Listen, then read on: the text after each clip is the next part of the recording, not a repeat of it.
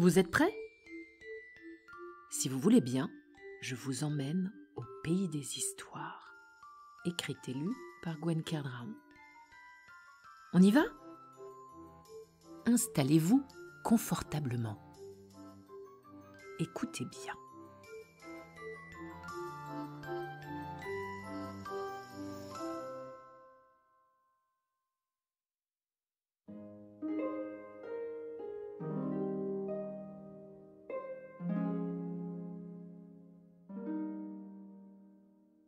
Hercule et les pommes d'or. Cette histoire est inspirée de la mythologie, c'est-à-dire d'une légende très ancienne. Il était une fois, il y a bien longtemps, un jardin merveilleux où vivaient 3 déesses très belles. Dans ce jardin extraordinaire, poussaient des fleurs et des arbres qu'on ne trouvait nulle part ailleurs.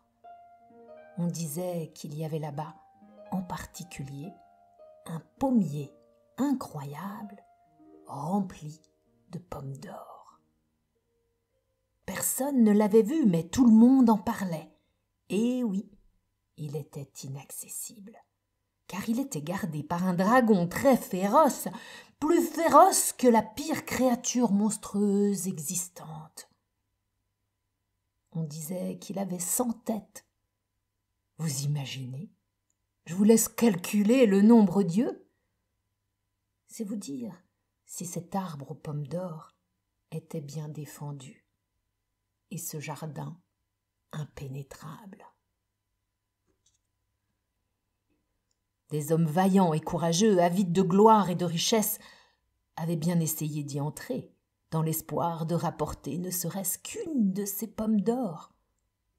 Aucun d'eux n'en était jamais revenu. Pourtant, un jour, un homme du nom d'Hercule, d'une force surprenante, un demi-dieu en fait, se présenta aux grilles du jardin. Il ne venait pas là pour la gloire ou pour la richesse. Il venait car il devait effectuer 10 exploits pour se racheter de fautes qu'il avait commises. Il avait déjà réussi ces 10 exploits, mais les 2 derniers avaient été annulés pour tricherie. Bref, le voilà devant les grilles pour effectuer son 11e exploit. Il lui fallait rapporter 3 pommes d'or de ce fabuleux jardin. Autant dire mission quasi impossible. Mais Hercule était comme ce genre de super-héros qui ne se décourageait pas si facilement. Il était non seulement très fort, mais aussi très intelligent, et pas du genre à se précipiter. Il se mit donc à réfléchir. Assis devant les grilles, il entendait mugir le terrible dragon aux 100 têtes.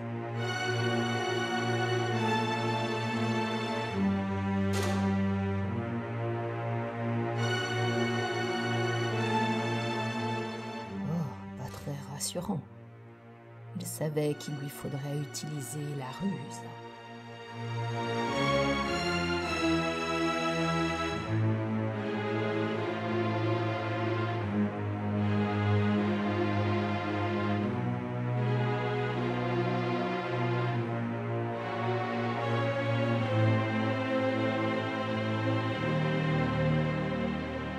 Il se mit à se parler à lui-même.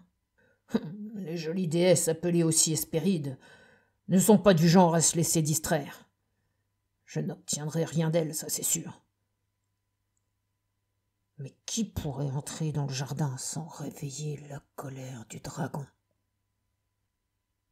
C'est alors qu'Hercule eut une idée de génie. Mais oui, pourquoi n'y avait-il pas pensé plus tôt?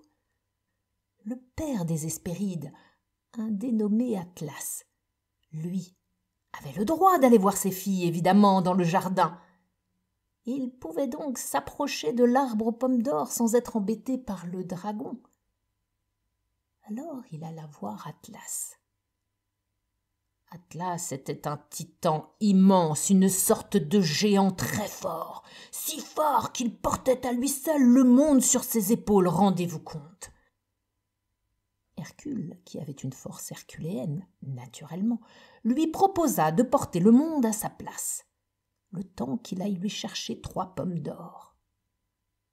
Atlas, qui n'avait pas, il faut le dire, l'intelligence d'Hercule, accepta tout de suite, trop content de se libérer de son fardeau. C'était un peu comme des vacances pour lui. Enfin, il allait pouvoir aller faire un tour de jardin, et pas n'importe lequel. Il revint quelques heures plus tard avec 3 magnifiques pommes d'or, et pensa soudainement qu'Hercule pouvait peut-être bien rester à soutenir le monde à sa place. Il dit à Hercule: Ne t'inquiète pas, Hercule, j'irai porter tes pommes et valider ton exploit. » Hercule, qui n'était pas né de la dernière pluie, avait évidemment compris le plan d'Atlas.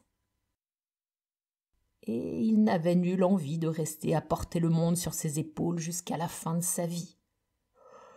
« Ah, d'accord, Atlas, mais je suis mal installé. Peux-tu juste le soutenir 3 minutes, le temps que je m'installe correctement ?»« Oh, pas de problème, cher Hercule. » Mais Hercule, une fois libéré du poids du monde, se saisit des merveilleuses pommes d'or et se sauva en faisant un signe de la main au pauvre Atlas qui dut continuer à porter son fardeau. C'est ainsi qu'Hercule réussit son 11e exploit. C'était il y a bien longtemps.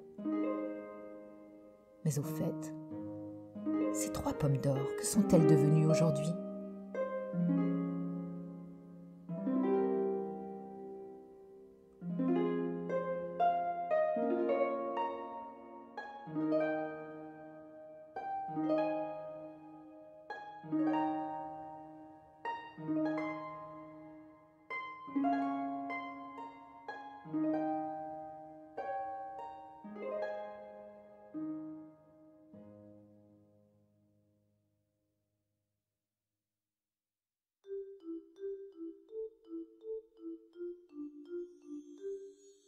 L'histoire est finie.